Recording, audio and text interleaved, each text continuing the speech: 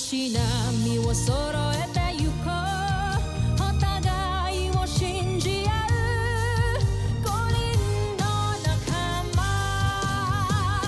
まるでスバイブに預けた命飛ぶぜ宇宙の果てまでもみんなの笑顔も持ち帰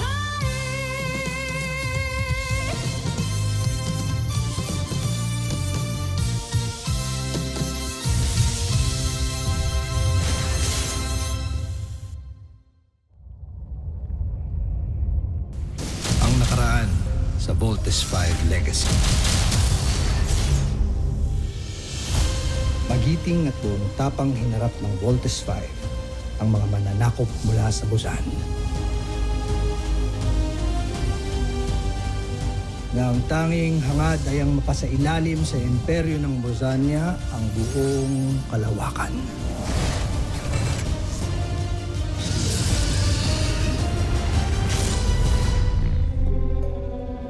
Dalawampung taon ang nakalipas. Dito nagsisimula ang kwento ng mga bayaning handang lumaban para sa kalayaan. Isang kwento ng mga inaapi laban sa mga sakim na mga makapangyarihan.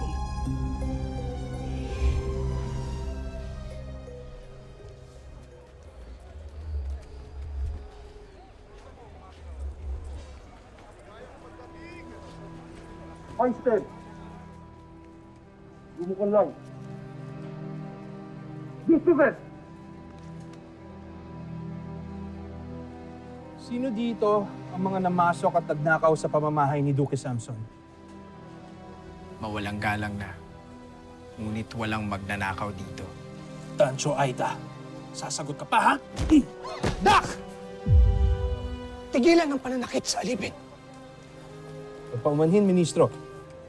Pero hindi ka dapat magtitiwala sa salita ng mga walang sungay na yan. Baron Xander, kung nais mo pang magtagal sa iyong katungkulan, ay utusan mo ang iyong mga sundalo. Natigilan na ang walang saysay na pagmamalupit sa mga alipin.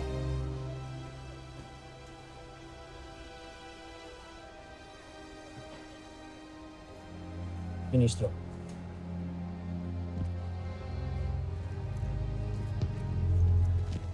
Sentak, ano, Ministro? Pakiusap, huwag kang lumuhod. Inaasahan namin na ikaw ang susunod na emperador. Dahil meron kang mabuting puso. Lalo na sa mga kagaya namin. Napakabuti mo, Ministro. Tusantak, mahal naming Maharlika.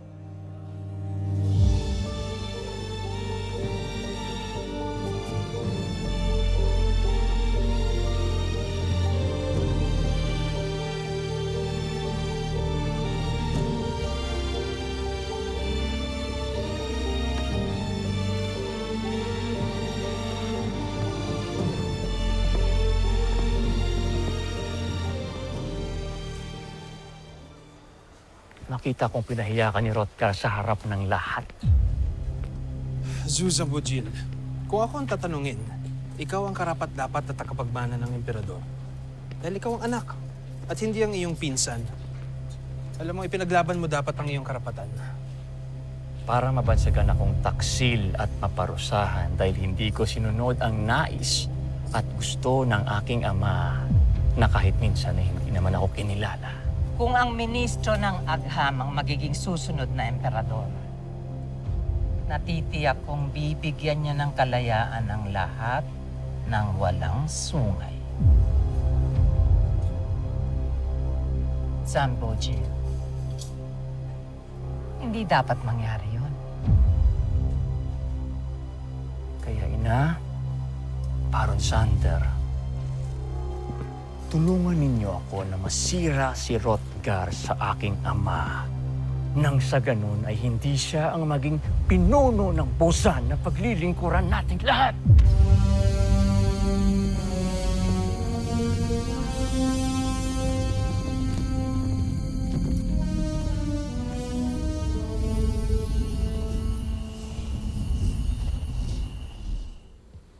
Talagang kahanga-hanga.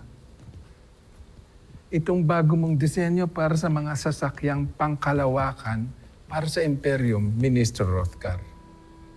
Tusintak, Jomfrey, at pinaunlakan ninyo ako na maipakita ko sa inyo ang aking bagong disenyong makina. Ito ay tinatawag na ultra-electromagnetico. Sa ngayon, ito pa lamang sasakyan na ito may ganitong klaseng teknolohiya. Ngunit handa rin akong ibahagi ito sa buong Busan, maging sa ibang planeta na nangangailangan ng tulong sa teknolohiya para makatulong sa kanila. Maayos talaga ang puso at utak mo, Baron Rothgar. Hindi ka lang matalinong ministro ng agham, mabuti ka rin nilalang na wagas ang puso. Pinalalaki niyo ang ulo ko at natataba ang aking puso at Emperadora. Seryoso ako sa sinasabi ko. Kung kaya't ikaw ang napili kong hahalili sa akin para sa trono ng Bosanya. Ako, mahal John, hindi ko yata matatanggap ang ibinibigay mo sa akin. Nakapagpasya na ako. Ikaw, Baron Rothgar, ang susunod na mamumuno sa Imperium ng Bosanya. Baka nabibigla lang ho kayo.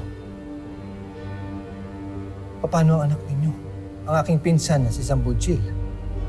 Maiintindihan at tatanggapin ni Zambujil ang desisyon ko. Mahalaga na ang trono nitong Bosanya ay mapunta sa kamay ng isang nilalang na may sapat na kaalaman at kakayahan para mapaunlad ang ating planeta at para na rin makatulong sa buong kalawakan. Tusintak, mahal na John Play. Hindi ko kayo bibiguin. Mainam kung ganun. Pues, nais ko nang bumalik sa palasyo at napapagod na ako.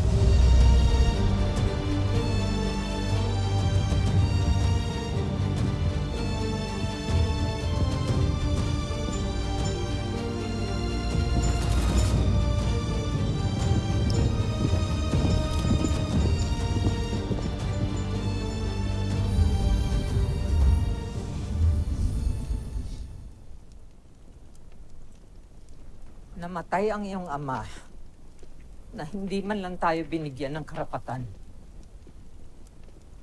Namatay siyang anak ka pa rin sa labas. At ako, hindi niya pinakasalan.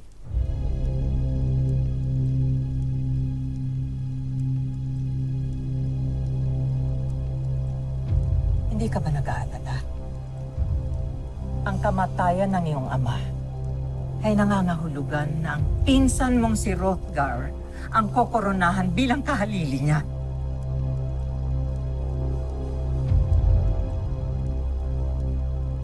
Hindi mangyayari yan, mahal kong ina.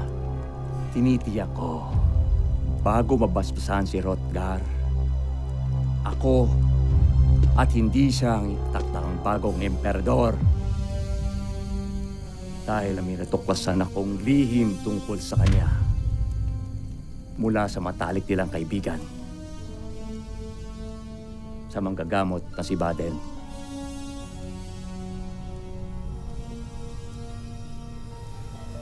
Bakit? Anong alam ng manggagamot na yun?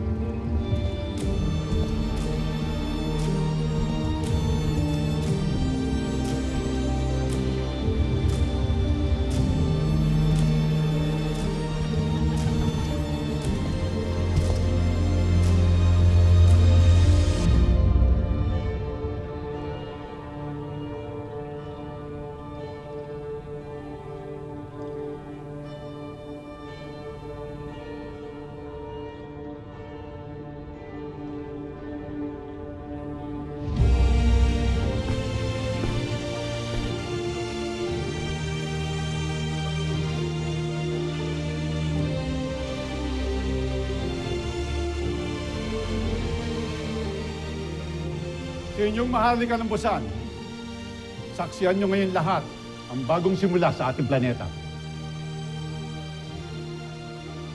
Sa pamamagitan ng koronang itong pinagkakalob sa iyo ng Busan Najmi Imperium upang pamunuan ng Busan at ang lahat ng planetang nasasakupan nito sa buong kalawakan. Sa kapangyarihang pinagkaloob sa akin, pinagkakalob ko to sa ating bagong emperador na si Hrothgar.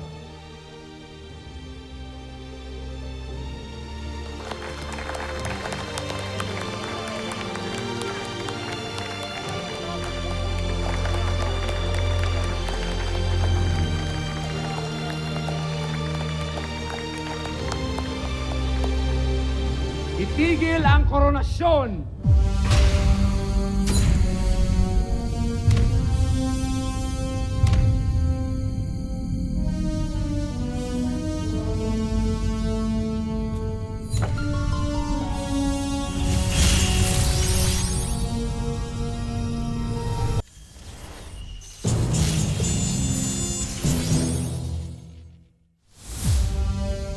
Walang karapatan na maging emperador ang isang traidor. Ginoong Baden! Bakit hindi mo ipagtapat sa lahat ang lihim ni Hrothgar na ibinunyag mo sa akin? Hrothgar, kung hindi ako nagsalita, aarestuhin nila at ikukulong nila ang buo kong pamilya. Tawad. Kancho Aita Sambojil. Ikaw ang traidor. Traidor? Ako?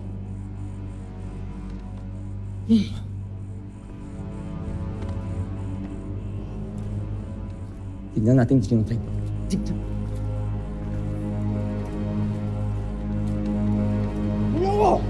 Well, ito ang patunay na matagal na tayong niloloko ni Hrothgar. Ang ministro na hinahangaan ninyong lahat ay nagmula sa lahi ng mga alipin!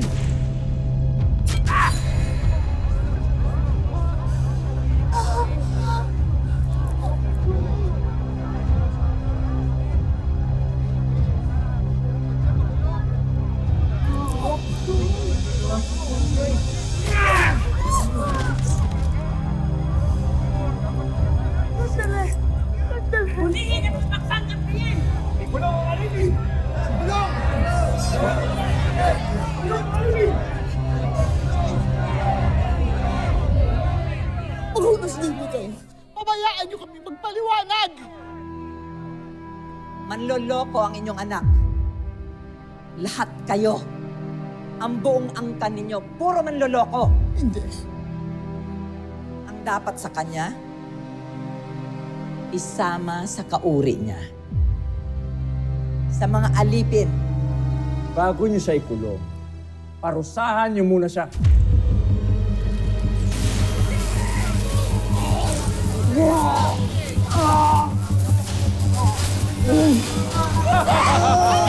Ikaw ang traidor ng Busan!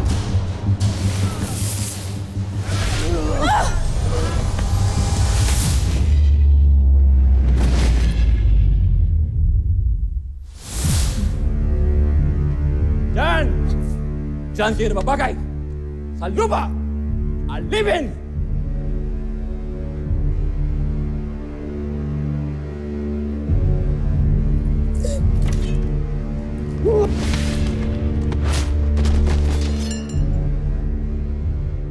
Huliin niyo! Ikulong niyo! Alipin!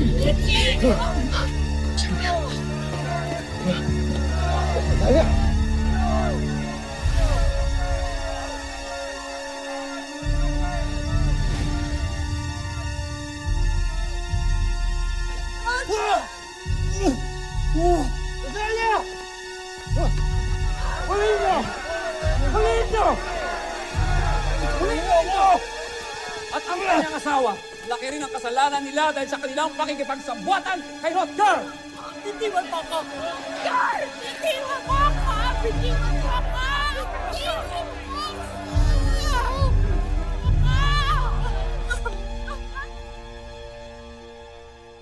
Mabuhay ka, Zambujil. Ang tunay na karapat-dapat na emperador ng Busan. Lieva, Emperador Zambujil. Lieva! Yeba! Yeba!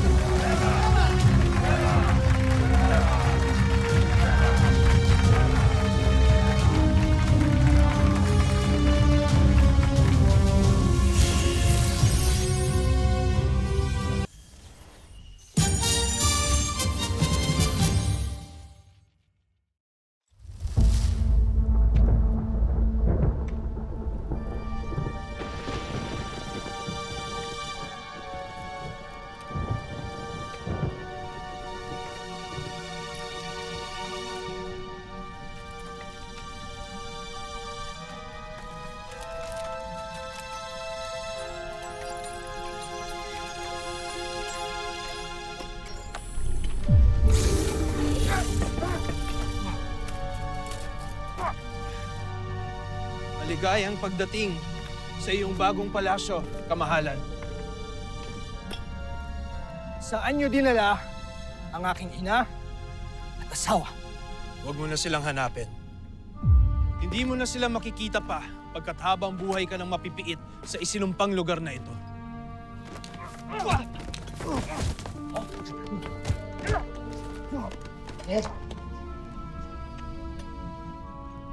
Kayo na ang bahala sa ating huwad na Jomfre.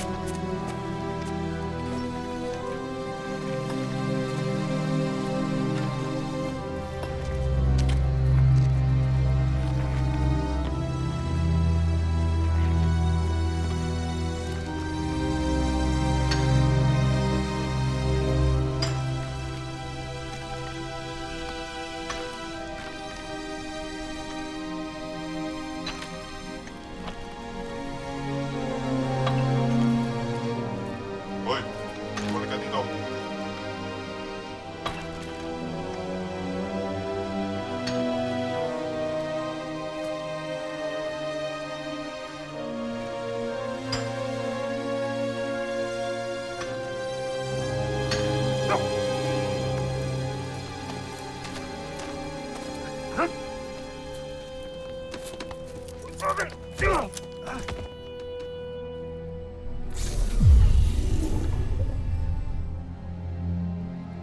Magbigay pugay!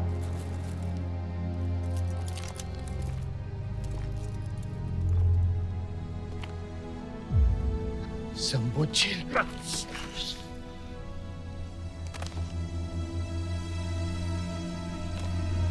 Hrothgar,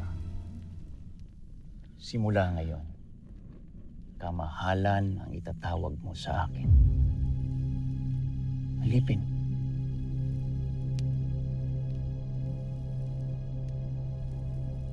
Naawa ko si Hrothgar. Alam kong nagtatanong ka sa mga sundalo kung anong nangyari sa iyong ina at kay Rosalia.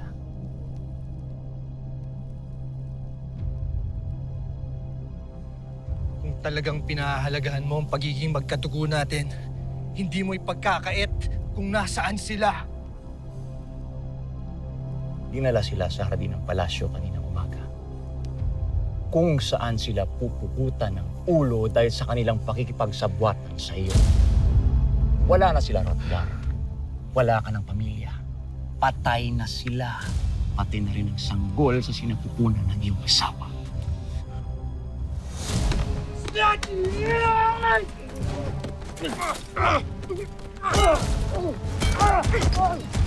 Mag-isa ka na lang ngayon! Mukhang talagang naniwala siya nang sabihin mong patay na ang kanyang asawa tayo.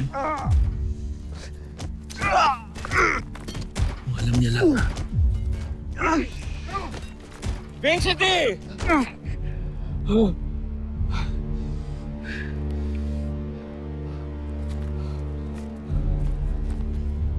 Ba't niyo sila pinatigil? Patayin niyo na ako! Nang matapos na itong paghihirap ko! Bakit ko pagkakaita ng sarili kong makita kang nagdurusa? Matagal akong nagtiis. Pinanood na itinangi ka at pinili ng aking ama. Kulang pa ang lahat ng ito sa sama ng loob na naramdaman ko. Kaya habang buhay kang makukulong rito para maramdaman mo na busabos ka ikumpara sa akin. Mga alipin, makinig kayo. Napakalayo pa para maabot natin ang tagumpay. Lalo na't napagtanto ko na kulang pa ang ginagawa ko para sa Bosenia. Dapat kong palakihin ang aking imperyo. Palawakin! Kaya mula ngayong araw na ito, ay gagawa kayo ng mas marami pang armas at mga sasakyang pangkalawakan. Hahanap ako ng mga bagong planeta na aking sasakupin at aangkinin. Mula sa planetang Brahmin, Tao Cetis hanggang sa Gliese. At sa mundo ng mga tao na kung tawagin nila ay Terra Ertu. Ang mga planetang hindi yuyuko sa aking kapangyarihan ay makakatikim ng bagsik at lakas ng aking pamumuno. Lieva vor imperati! Susan Bujil! Lieva!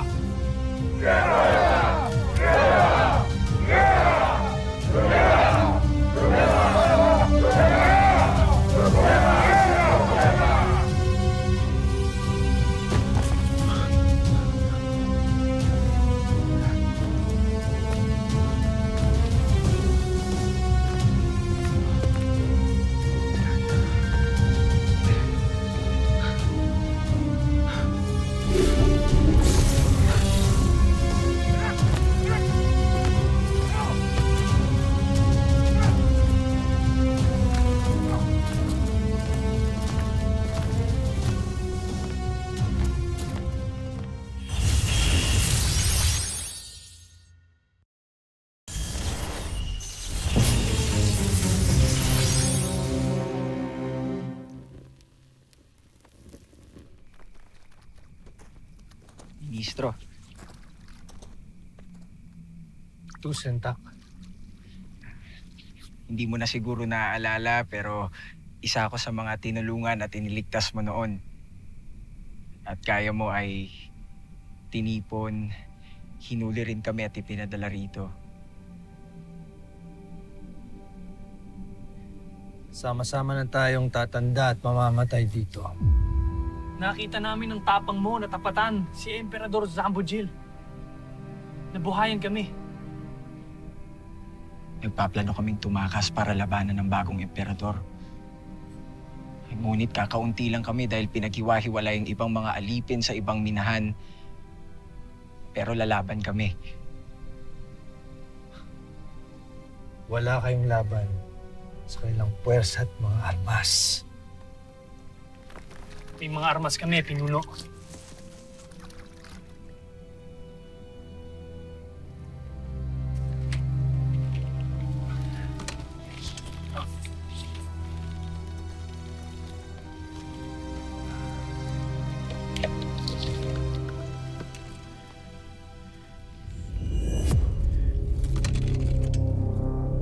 Pinuslit ito mula sa grupo ng mga rebelde ni Opgen at pinunong Garth.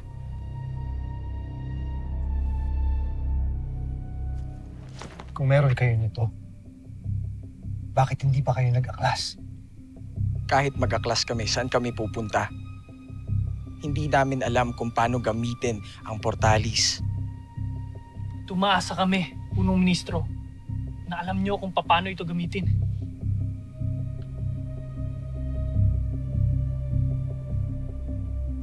Hindi ako papayag dahil ayoko mapahamak pa kayo.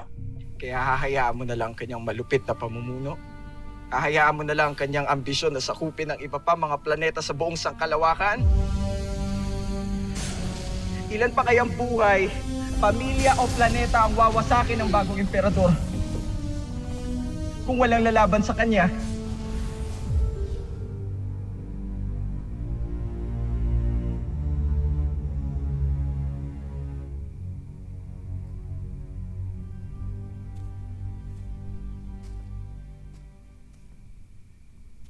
Kung sa ganon, kailangan nating makaalis gamit ang portalis para makabalik tayo sa kapital ng Busan. Nandun din ang mga sasakyang pangkalawakan na gagamitin natin para lisanin ang Bosenya. Nasa ganon ay makatulong tayo at makahanap ng kakapi sa ibang planeta.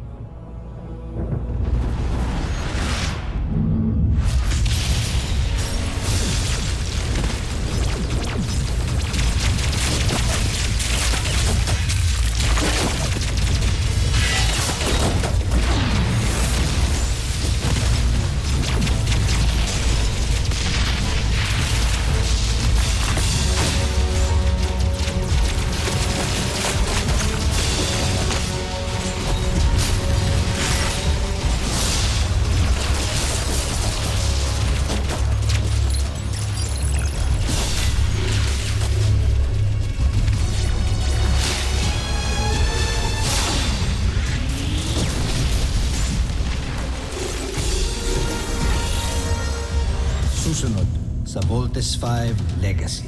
ikaw ang pag-asa ng himagsikang ito. Hindi ka pwedeng mamatay, kaya iwan mo na kami! Ano ang balita, Baron Samdan? Sa kasamaang palad ay siya'y nakatakas. Pero huwag kayong mag-alala, hindi rin siya magtatagal at mamamatay siya sa kalawakan. Rosalia, Ina, ituro ninyo sa akin kung saan ako dapat magtungo. Mababata ako to eh! Steve, kamusta? I'm Mark. Mark Gordon. Pangahawakan ko ang pangako mo. Ihintayin ka namin.